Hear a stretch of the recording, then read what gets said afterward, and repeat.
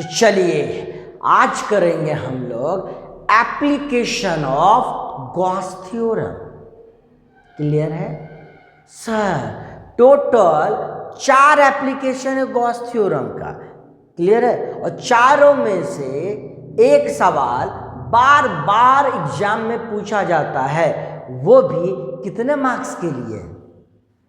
सोच के देखो, 5 मार्क्स के लिए अगर एक ही कंसेप्ट से सवाल आता है और बार बार आता है तो वो सवाल कितना इम्पोर्टेंट हो जाता है। क्लियर है? तो आज हम लोग ना सर बहुत बहुत इम्पोर्टेंट सवाल करने वाले हैं। क्लियर है? अगर पहला एप्लीकेशन को आप ध्यान से समझ गए ना, टोटल 4 एप्लीकेशन है भाई, तो अगर पहला एप्लीकेशन को आप ध्यान से समझ गए एकदम बढ़िया से ना, तो दूसरा एकदम आसान हो जाएगा, और तीसरा पानी पानी हो जाएगा, और चौथा तो हवा हो जाएगा सर। इसीलिए पहला एप्लीकेशन को एकदम प्रेम पूर्वक धैर्य बनाते हुए एकदम मोहब्बत से समझने की कोशिश करिएगा। हम आराम से समझाएंगे आपको, आप भी धीरज रख के समझिएगा। क्लियर है? ठीक है, स्टार्ट करते हैं हम लोग पहला एप्लीकेशन को। पहला एप्लीकेशन क्या कहता है बाबू कि आपको इलेक्ट्रिक फील्ड फाइंड आउट करना है, इलेक्ट्रिक फील्ड का डेरिवेशन करना है। क्लियर है? इलेक्ट्रिक फील्ड का एक्सप्रेशन फाइंड आउट करना है। किसके कारण? किसी चार्ज स्ट्रेट वायर के कारण। मतलब सर कोई तार है, अगर आपके पास कोई तार है और ये चार्ज्ड वायर है, ऐसा नहीं कि कोई चार्ज नहीं है, ये चार्ज्ड है। अगर चार्ज्ड है तो P पॉइंट पर, मतलब ये चार्ज्ड वायर है अगर, तो P पॉइंट पर जो कि R दूरी पर है, ये P पॉइंट मान लो, इस वायर के कारण यहाँ पर इलेक्ट्रिक फील्ड कितना होगा उसी का डेरिवेशन आपको करना है इस सवाल में। और कितना मार्क्स के लिए? 5 मार्क्स के। क्लियर है? चलिए करते हैं। सबसे पहले हम लोग क्या करेंगे? बोलेंगे सर एक स्ट्रेट वायर लेंगे। तो हमने क्या किया? ए बी एक स्ट्रेट वायर लिया। क्लियर है? सबसे पहले क्या किया हमने? सर वायर के कारण इलेक्ट्रिक फील्ड निकालना था ना, तो सबसे पहले क्या लेंगे? वायर लेंगे। तो तार ले लिए, ए बी एक तार है जिसका लेंथ कितना है बोलो? L। और इसमें चार्ज कितना है? क्योंकि चार्ज नहीं होगा ना सर तो इलेक्ट्रिक फील्ड भी नहीं होगा, तो चार्ज कितना है इसमें? Q है। चार्ज कितना है बाबू? तो Q है, जो कि एक ही जगह पे चार्ज नहीं है, पूरे तार में यूनिफॉर्मली डिस्ट्रीब्यूटेड है। ध्यान से क्या बोले? जो चार्ज Q है वो एक ही जगह पे नहीं है, पूरा क्या है? तो बोलेंगे कि पूरा वायर में यूनिफॉर्मली डिस्ट्रीब्यूटेड है। यूनिफॉर्मली का मतलब एक जैसा, बराबर बराबर डिस्ट्रीब्यूटेड है। क्लियर है? Okay sir. तो जिसके कारण क्या करना है? इस वायर के कारण P पॉइंट पर, जो कि R दूरी पर है, ये P पॉइंट इस वायर से परपेंडिकुलर डिस्टेंस R दूरी पर है, जहां क्या करना है? इस वायर के कारण इस पॉइंट पर इलेक्ट्रिक फील्ड का एक्सप्रेशन निकालना है। क्लियर है? बहुत अच्छा सर। क्लियर है? बहुत अच्छा। अब हम करते हैं सॉल्व। कैसे करेंगे? ये किसका एप्लीकेशन है सर? गॉस थ्योरम का एप्लीकेशन है। बहुत अच्छा सर। गॉस थ्योरम कहता क्या है? पहले ये तो समझे हम लोग बात को। गॉस थ्योरम क्या कहा था कि कोई भी बॉडी है जिसके अंदर में चार्ज है अगर Q, ध्यान से सुनिए, कोई भी बॉडी है जिसके अंदर में चार्ज कितना है? Q है, तो इसके सरफेस से होके टोटल फ्लक्स जो होगा वो कितना होगा सर? तो बोलेंगे charge enclosed by epsilon not. यहाँ पे चार्ज कितना है? Q, तो Q बाय एप्सिलॉन नॉट ये होगा सर फ्लक्स होगा। फ्लक्स। गॉस थ्योरम फ्लक्स के बारे में बताता है। क्लियर है? पर निकालना आपको क्या है सर? Electric field. तो गॉस थ्योरम से हम लोग इलेक्ट्रिक फील्ड कैसे निकालेंगे? वापस से सुनिएगा ध्यान से बात को। क्या बोल रहे हैं हम बोल रहे हैं कि गॉस थ्योरम का एप्लीकेशन है। तो गॉस थ्योरम कहता है क्या कि जो टोटल फ्लक्स होगा इस सरफेस में वो कितना होगा? तो sir charge by epsilon not, और चार्ज सरफेस के अंदर होना चाहिए। बहुत अच्छा सर। यहाँ पर कहीं पर भी इलेक्ट्रिक फील्ड का जिक्र नहीं हुआ और आपको निकालने क्या बोला, वो इलेक्ट्रिक फील्ड। तो निकालेंगे कैसे इसको? बात तो सही है, निकालेंगे कैसे? तो फ्लक्स के बारे में सोचेंगे हम लोग। फ्लक्स हमें क्या सिखाता है? फ्लक्स से हम लोग सीखे हैं, मेरा पिछला वीडियो में जा करके आप देख सकते हैं, फ्लक्स के बारे में हम चर्चा किए हैं। 3 बात टोटल पढ़े हम लोग फ्लक्स के बारे में। तो जो दूसरा बात है फ्लक्स का, वो ये है कि सर जो फ्लक्स होता है ना, वो इंटीग्रेशन होता है, इंटीग्रेशन होता है किसका? जब ये जो होता है फ्लक्स जो होता है, इंटीग्रेशन अभी नहीं, सिंपली सुनिएगा बात को, ये डॉट प्रोडक्ट होता है, इंटीग्रेशन नहीं होता है। ध्यान से सुनिएगा, इंटीग्रेशन गलती से बोल दिए क्या बोले हैं? ये जो होता है डॉट प्रोडक्ट होता है। किसका किसका डॉट प्रोडक्ट होता है सर?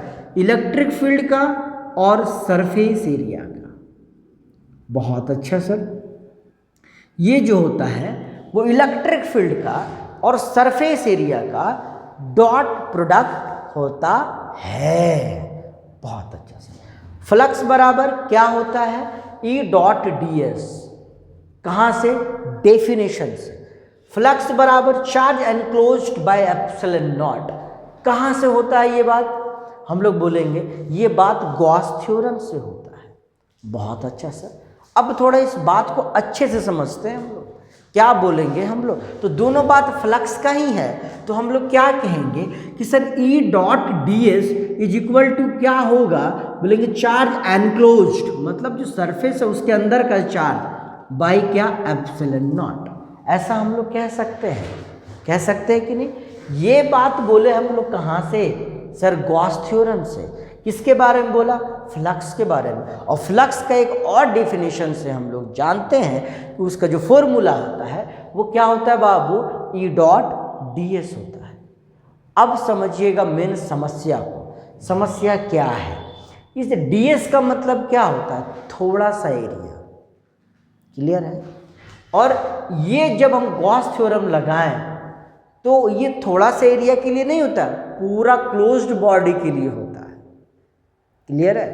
वापस से सुनिए हम क्या बोले। यहाँ पे जब हम लोग फॉर्मूला को लिखे तो ds का मतलब होता है स्मॉल एरिया, बहुत छोटा सा पार्ट। लेकिन ये जब फॉर्मूला हम लोग लगाएं तो हम लोग इसमें क्या कहते हैं? हम लोग इसका मतलब होता है कि जो बॉडी है उसको क्लोज्ड होना चाहिए, है कि नहीं? ये छोटा सा पार्ट के लिए बोलता है और ये पूरा सरफेस के लिए बोलता है। बात समझ में आ रहा है? तो ये दोनों अभी कभी भी इक्वल नहीं हो सकते हैं, है कि नहीं? कब इक्वल होंगे? थोड़ा सा पीछे जाते हैं फिर आगे समझाएंगे कब बराबर होंगे। इंतजार करिए, सुनिए हम क्या करेंगे। बोलेंगे सर ध्यान देना इधर, हाँ, जहां पर आपको इलेक्ट्रिक फील्ड निकालना है वहां पे एक स्मॉल एरिया लेंगे। क्या लेंगे हम लोग? स्मॉल एरिया लेंगे। ले लेंगे सर। स्मॉल एरिया कितना ले लिए बाबू? D S. कितना? D S. बहुत अच्छा। यहाँ पे इलेक्ट्रिक फील्ड कितना होगा सर? ई होगा। बहुत अच्छा सर, यहाँ तक तो समझ में आ गया। क्लियर है? बहुत अच्छा सर, है ना?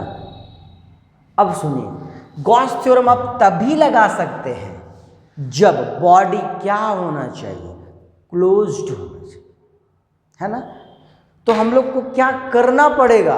बोलेंगे सर एक गॉसियन सरफेस ड्रॉ करना पड़ेगा और उसको इस तरह से ड्रॉ करेंगे कि हमारा जो चार्ज वायर है वो उस सरफेस के अंदर हो जाए। मतलब क्या बोलना चाह रहे हैं कि सर गॉसियन सरफेस ड्रॉ करना पड़ेगा हमको, क्योंकि गॉस लॉ क्या बोलता है कि चार्ज कहाँ रहना चाहिए? सरफेस के अंदर में रहना चाहिए। क्लियर है? पर अगर चार्ज सरफेस के अंदर में नहीं है तो हम बोलेंगे जबरदस्ती एक ऐसा फिगर बनाएंगे, हम लोग एक ऐसा सरफेस बनाएंगे that is called Gaussian surface, जिसके अंदर में हम डाल देंगे चार्ज को। क्लियरिटी है? हाँ कि ना? कैसे बनता है sir Gaussian surface?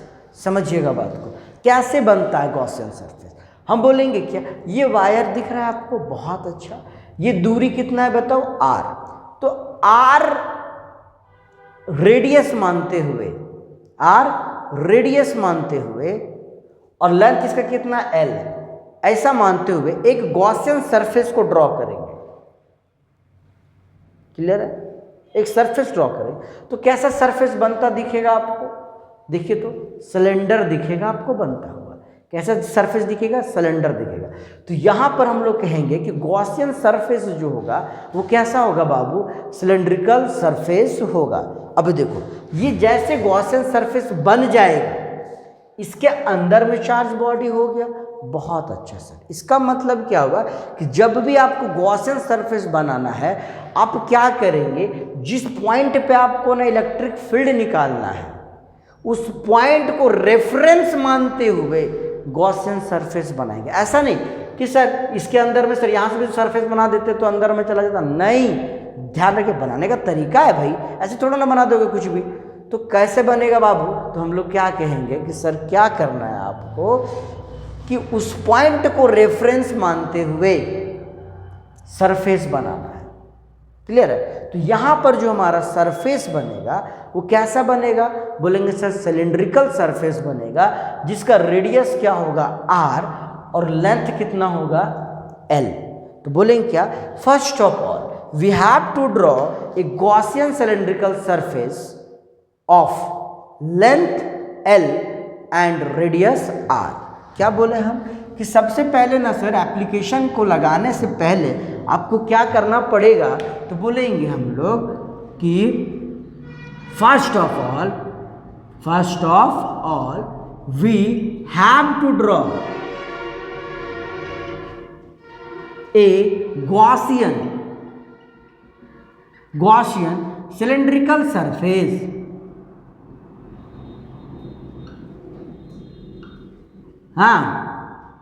Of radius कितना बाबू? r and length l। बात समझ में आया? बहुत अच्छा सर। अब इस गॉसियन सरफेस के अंदर में है ना चार्ज बॉडी। बहुत अच्छा सर। अब हम क्या करेंगे? गॉस थ्योरम को लगाएंगे। गॉस थ्योरम क्या कहता है सर कि from Gauss theorem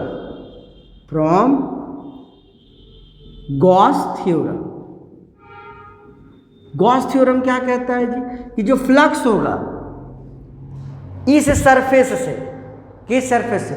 Gaussian surface. जो फ्लक्स होगा वो कितना होगा सर? तो हम लोग बोलेंगे sir charge enclosed by epsilon not होगा। बहुत अच्छा सर, इतना होगा। Okay sir.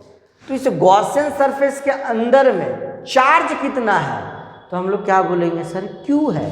इसका मतलब जो फ्लक्स होगा वो कितना होगा? तो बोलेंगे Q by epsilon not. Equation number 1। बहुत अच्छा सर, ये तो ठीक है सर। हम लोग फ्लक्स तो निकालने, फ्लक्स क्यों निकाले? क्योंकि हमको निकालना क्या है? Electric field. और फ्लक्स का एक फॉर्मूला ऐसा होता है जो हमको इलेक्ट्रिक फील्ड के बारे में जानकारी देता है। बहुत अच्छा सर। देखो तो आगे काम करते हैं हम लोग। From definition of flux, from definition of flux, flux का डेफिनेशन से क्या पता है हमको? हमको पता है सर कि जो फ्लक्स होता है वो क्या होता है बाबू? E डॉट ds होता है। मतलब सर फ्लक्स बराबर क्या होता है सर? इलेक्ट्रिक फील्ड और सरफेस एरिया का डॉट प्रोडक्ट होता है। बहुत अच्छा सर। तो ये फ्लक्स और ये फ्लक्स अगर बराबर हो जाए, ये फ्लक्स और ये फ्लक्स अगर बराबर हो जाए तो इक्वेट करके हम लोग क्या इलेक्ट्रिक फील्ड निकाल सकते हैं? यस, निकाल सकते हैं। क्लियर है? पर ये जो फ्लक्स आप देख रहे हैं अभी ये जो फ्लक्स देख रहे हैं वो कितना एरिया के लिए है? तो हम लोग बोल रहे हैं सर ds एरिया के लिए। तो यहां पर जो हम लोग स्मॉल एरिया माने हैं उसका एरिया कितना है बाबू? ds है। तो स्मॉल एरिया में जो फ्लक्स होगा वो फाई होगा कि डी फाई होगा? हम लोग बोलेंगे सर ये डी फाई बराबर ई डॉट डी एस होगा। क्लियर है? बात समझ रहे हैं? पर ये वाला जो फ्लक्स है, ये वाला जो फ्लक्स वो सिर्फ स्मॉल एरिया के लिए था कि पूरा गॉसियन सरफेस के लिए था, पूरा क्लोज्ड बॉडी के लिए था? अरे हाँ कि ना? तो आपको फ्लक्स सिर्फ यहां से चाहिए कि पूरा से चाहिए? आप बोलेंगे सर हमको पूरा से चाहिए, हाँ कि ना, बहुत अच्छा। तो समझिए बात को, अगर थोड़ा सा के लिए इतना है, पूरा के लिए चाहिए, तो आपको किसका मदद लेना पड़ेगा? बोलेंगे सर इंटीग्रेशन का। किसका मदद लेना पड़ेगा? इंटीग्रेशन का मदद लेना पड़ेगा। तो अगर आपको 5 चाहिए ना, 5, तो इस इक्वेशन को क्या करना पड़ेगा? इंटीग्रेट करना पड़ेगा। बहुत अच्छा सर। तो हम लोग बोलेंगे इंटीग्रेशन ऑफ d5 बराबर क्या होगा? Integration of E dot D S. समझ में आ रहा है आपको? चलिए भाई, बहुत अच्छा। अब जैसे आप डॉट प्रोडक्ट को हटाते हैं तो क्या लगेगा? a dot B equal to A B cos theta, हाँ कि ना? तो ये क्या हो जाता है बाबू? बोलेंगे इंटीग्रेशन ऑफ d5 बराबर E D S cos theta. फिर से एक प्रॉब्लम आया। क्या प्रॉब्लम आया सर? थीटा कितना है? थीटा पहले है क्या? थीटा जो है वो एंगल है। किसके किसके बीच का एंगल है बाबू? तो इलेक्ट्रिक फील्ड और सरफेस एरिया का। थीटा एंगल है किसके किसके बीच का? तो बोलेंगे sir electric field and area का। अब ध्यान से समझिएगा, थीटा निकालना बहुत डिफिकल्ट है, इसलिए ध्यान से समझिएगा। हाँ देखो क्या है, ये मेरा वायर है। क्या है बाबू? ये वायर है। क्लियर है ना? ये हमारा पी पॉइंट था। तो यहाँ पे इलेक्ट्रिक फील्ड का डायरेक्शन क्या होगा? बोलेंगे अगर कोई पॉजिटिव चार्ज बॉडी है तो इलेक्ट्रिक फील्ड लाइन ऐसे निकलेगा,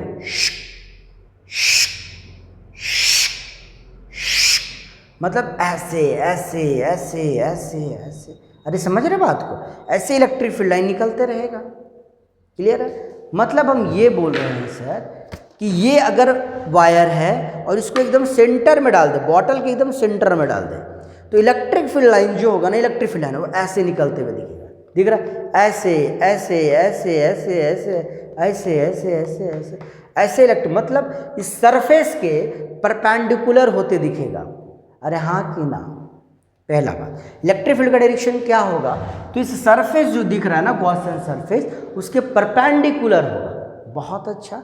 और हम आपको सिखाए थे कि जो एरिया वेक्टर का डायरेक्शन होता है, डीएस क्या है? एरिया है ना? तो जो एरिया वेक्टर का डायरेक्शन होता है वो कैसा होता है? वो भी सरफेस के परपेंडिकुलर होता है। एरिया वेक्टर का डायरेक्शन सरफेस के क्या होता है बाबू? परपेंडिकुलर। अरे हाँ कि ना? तो दोनों अगर परपेंडिकुलर हुए सरफेस के, तो आपस में क्या हुए? वो 0 डिग्री पे। मतलब सर, मतलब ये हुआ कि जो थीटा होगा वो क्या होगा? 0 डिग्री होगा। क्लियर है? तो d5 बराबर क्या हो जाएगा बाबू? तो बोलेंगे हम लोग sir E D S cos of 0 degree. और कॉस 0 का वैल्यू क्या होता है सर? सर बोलेंगे कॉस 0 का वैल्यू होता है 1। तो ये क्या हो जाएगा? e इंटू डी एस का क्लोज इंटीग्रेशन का इंटीग्रेशन, हाँ कि ना? बहुत अच्छा। ओके, क्लोज इंटीग्रेशन कर देते हैं हम लोग, क्योंकि सरफेस क्लोज है कि नहीं? ds को इंटीग्रेट करेंगे हम लोग तो क्या मिलेगा हमको? बोलेंगे सर d5 को, तो मिलेगा हमको 5। बहुत अच्छा। और e मेरा कांस्टेंट है, ये बाहर चला जाएगा, अंदर बचेगा हमारा सिर्फ और सिर्फ ds, है ना? जिसका वैल्यू क्या होगा? तो बोलेंगे सर शुरू में कुछ भी एरिया नहीं, बाद में सिलेंडर का एरिया डालना है हमको। सिलेंडर का एरिया क्या होगा? ds का मतलब एरिया होता है ना, तो लिमिट एरिया में डालेंगे हम लोग। तो 0 से लेकर के जो पूरा सिलेंडर का जो एरिया होगा वो हम लोग जानते हैं, 10th में पढ़े हैं, 2 पाई r इंटू एल होता है, हाँ कि ना? अब इंटीग्रेट कर देते हैं इसको हम लोग, तो बोलेंगे 5 बराबर क्या होगा? e इंटू डी एस को इंटीग्रेट करेंगे तो s, लिमिट कहाँ से कहाँ? 0 से लेके 2 पाई r इंटू एल। बहुत अच्छा सर। तो 5 बराबर क्या हो जाएगा? तो e इंटू, सुनिए बात को, s के जगह पे पहले अपर लिमिट डालते हैं, तो अपर लिमिट डालो 2 पाई आर एल, फिर माइनस का साइन देते हैं और s के जगह पे लोअर लिमिट डालते हैं। लोअर लिमिट क्या है? 0 है। इसको इसके साथ गुना करेंगे, इसको इसके साथ गुना करेंगे, तो 5 बराबर क्या आएगा? e इंटू 2 पाई आर एल, और इसको इसके साथ करेंगे तो 0। तो 5 बराबर क्या आ गया बाबू? e into 2 pi into R into L. ये आ गया 5, इसको हम बोले इक्वेशन नंबर 2। तो पूरा एरिया के लिए, पूरा सरफेस के लिए 5 इतना डेफिनेशन से, और ये आया हमारा गॉस थ्योरम से, दोनों 5 हमारा बराबर होगा। तो फ्रॉम इक्वेशन 1 एंड 2 क्या हम लोग बोलेंगे, फ्रॉम इक्वेशन 1 एंड 2, ध्यान से सुनिएगा आप, फ्रॉम इक्वेशन 1 एंड 2, 1 तथा 2 से क्या दिख रहा है हमको, 5 बराबर सर E इंटू 2 पाई R इंटू L। बहुत अच्छा सर, बराबर यहाँ पे क्या दिख रहा है, charge by epsilon not, charge by epsilon not. हमको क्या चाहिए बाबू, इलेक्ट्रिक फील्ड सर। तो ये जो टर्म है उसको क्या करेंगे, इधर डिवाइड मार देंगे, तो क्या दिखेगा हमको, बोलेंगे E बराबर Q by epsilon naught into 2 pi R into L। बहुत अच्छा सर, ये तो आ गया। बहुत अच्छा सर, यहाँ तक तो ठीक है सर। आगे जरा सॉल्व करिए और इसको, है ना, आगे और देखते हैं, ठीक है। इसको इज्जत देते हैं थोड़ा सा हम लोग, तो लिखेंगे E बराबर चार्ज बाय 2 पाई, पहले लिख लिए हम लोग इसको, epsilon naught into R into L। थोड़ा अच्छा लगता है ऐसे लिखने। आगे बताइए, चार्ज बाय लेंथ को हम लोग क्या बोलते हैं, लेम्डा बोलते हैं। तो E बराबर क्या हो जाएगा, तो हम लोग बोलेंगे lambda by 2 pi epsilon naught into R। Clear है सर, ये बात तो हो गया सर, बहुत अच्छा sir.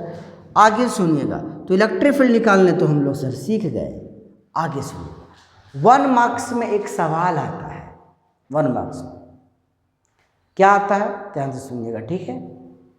Electric field due to cylinder is directly proportional to R, inversely proportional to R, directly proportional to R square, या inversely proportional to R square.